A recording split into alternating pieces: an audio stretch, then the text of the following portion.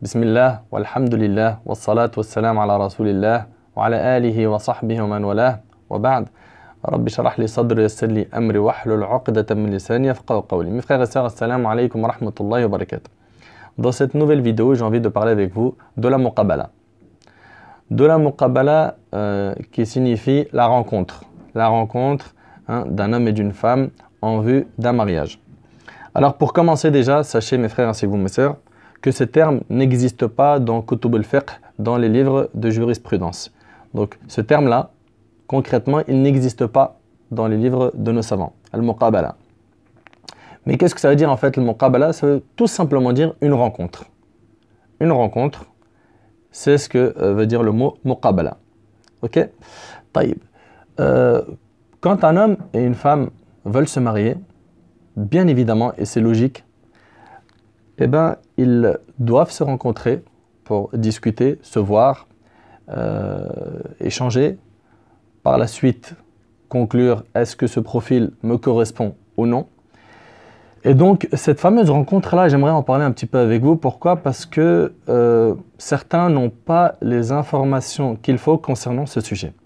Alors, prenons les choses par étapes. Premièrement, en islam, tu as le droit de regarder mon frère ainsi que toi ma sœur, une femme, ainsi que toi ma sœur, tu as le droit de regarder un homme, s'il n'y a pas derrière un désir, une shahwa, une envie, quelque chose qui est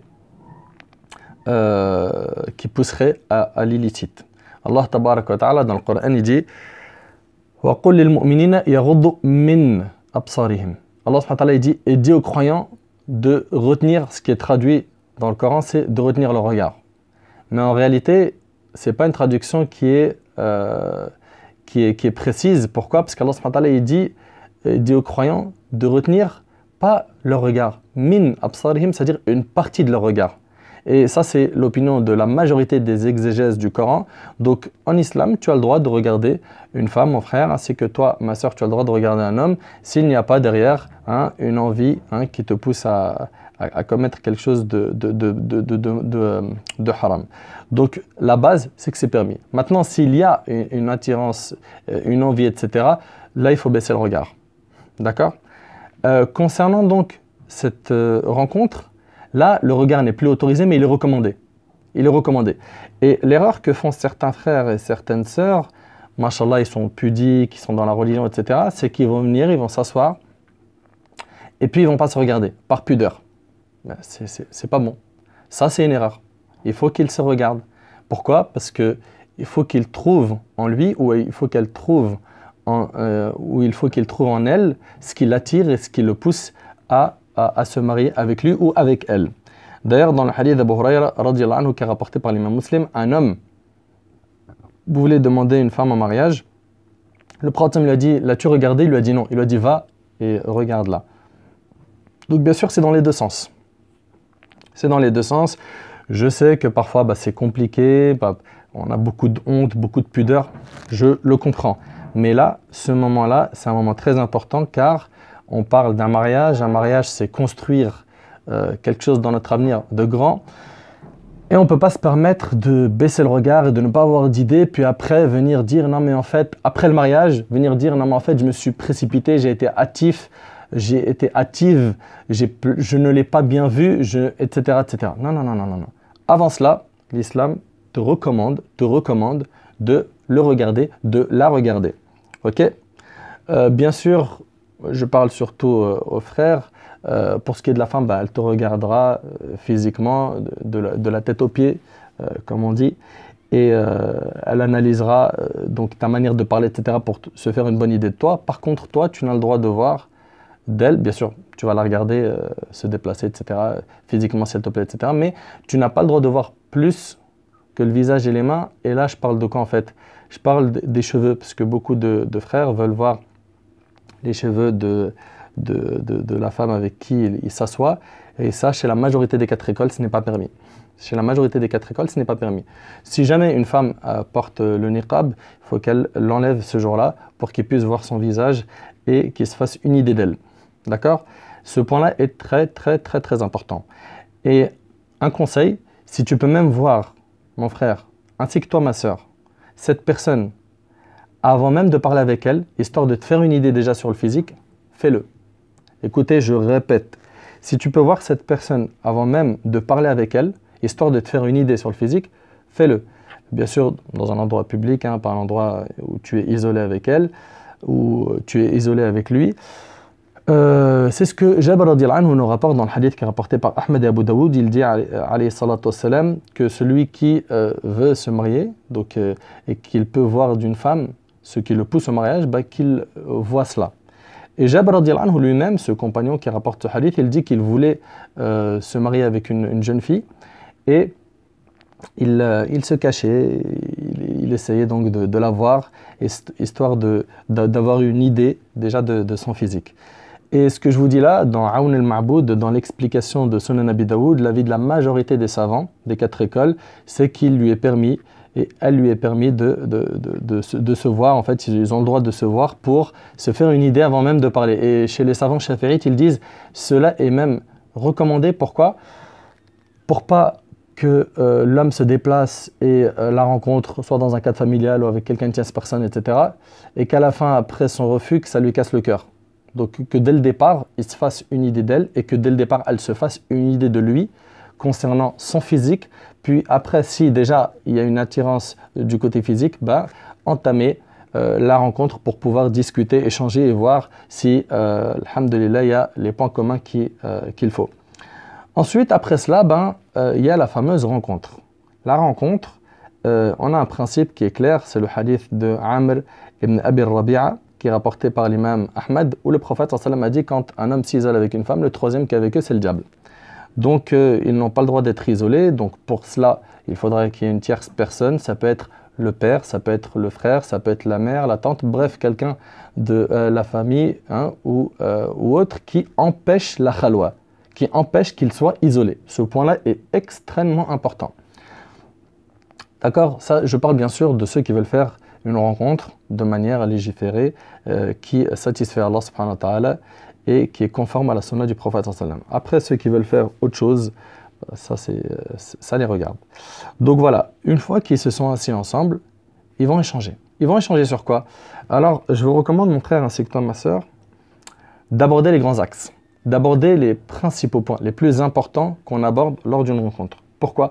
Parce qu'il y a des muqabala et il y a des muqablabla. Les muqablabla, c'est quand il s'assoit pour blablater. Pour blablater, c'est-à-dire qu'il va parler de certaines choses importantes, puis d'un coup, ça vire à t'es plutôt fraise ou chocolat, sushi ou maki, sauce sucrée ou sauce salée. Ah d'accord, ok, bah, on est pareil, hein. D'accord. Sauce piquante aussi, ça s'appelle une muqablabla. Ça, ils se rencontrent en vue d'un mariage et ils parlent de ça, c'est total, mais c'est pas prioritaire du tout. Tu veux quoi? Connaître la personne qui est devant toi à 100%?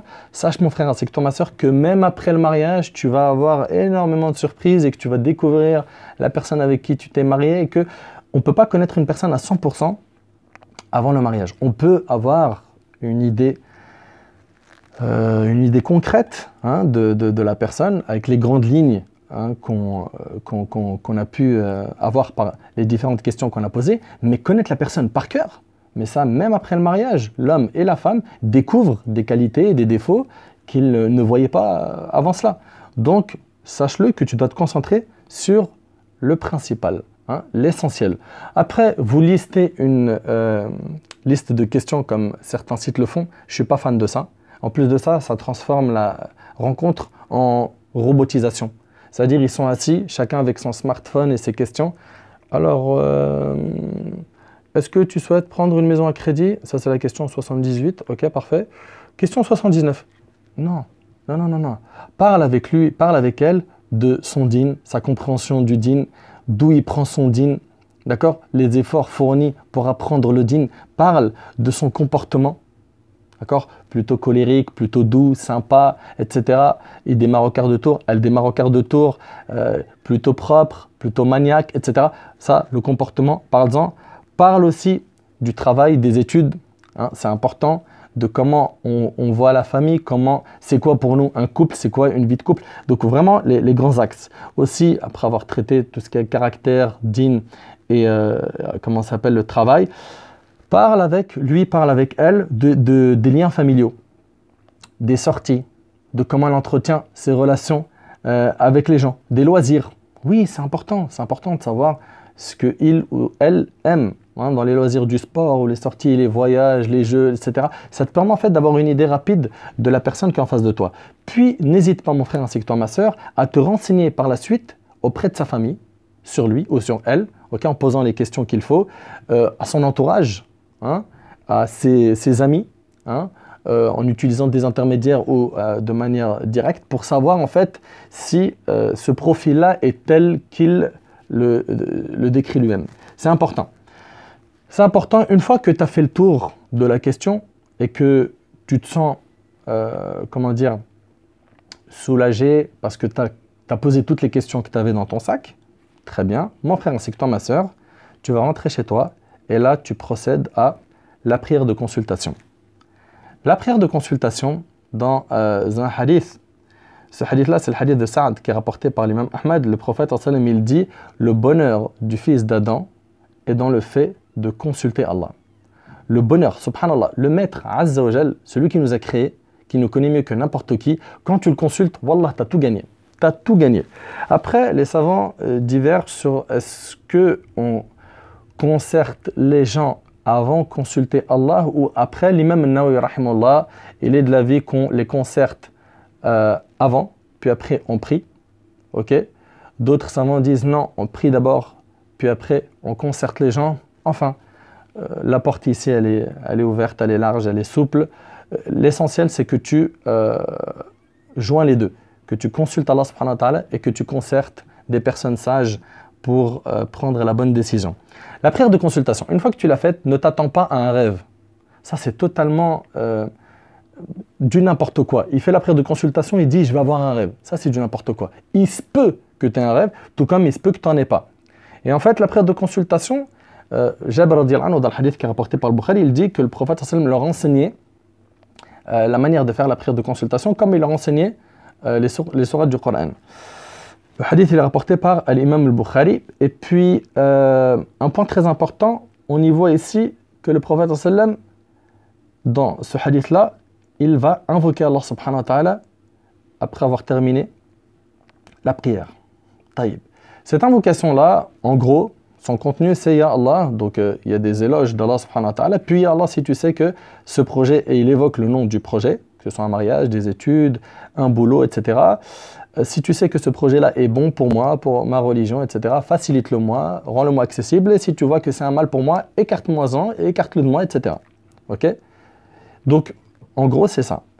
Et puis, une fois que tu as consulté Allah subhanahu wa ta'ala, sache que ce qui en résulte, le résultat de la prière de consultation, c'est soit un apaisement du cœur et les portes s'ouvrent, et donc tu as des facilités devant toi, soit les portes se condamnent et ça devient difficile, l'accès à ce mariage se complique, ou à un autre projet. Donc en fait, c'est ça la réponse de la prière de consultation. Et Cheikh l'Islam Ibn Taymiyyah, il disait « Ne regrettera pas celui qui consulte le Créateur et demande conseil aux créatures. Ne regrettera pas celui qui consulte le Créateur et qui demande conseil aux créatures. Il ne regrettera pas. » Et alhamdulillah, la prière de consultation, elle a toujours porté ses fruits. Bien sûr, si la personne prie la prière de consultation et qu'il n'y a pas tout de suite d'apaisement de cœur, dans Tuhfat al-Ahwazi, dans l'explication de Sunan al-Tirmidhi, l'auteur dit qu'il est permis, il est recommandé, il rapporte ça de l'Hafidh al-Iraqi, de multiplier les prières de consultation jusqu'à ce que tu aies un apaisement au nom du cœur. D'accord? Donc si tu l'as fait une fois et que tu ne sens pas que ton cœur est apaisé, tu peux la multiplier. Tu peux la multiplier tant que l'affaire n'est pas claire pour toi. Okay? Concernant ce qu'on récite lors de la prière de consultation, chez 3 écoles sur 4, donc chez l'imam al-Shafi'i, chez l'imam Malik, rahimahullah, chez l'imam Abu Hanifa, rahimahullah al-Jami', on récite Al-Kafirun et Surat Al-Ikhlas. D'accord?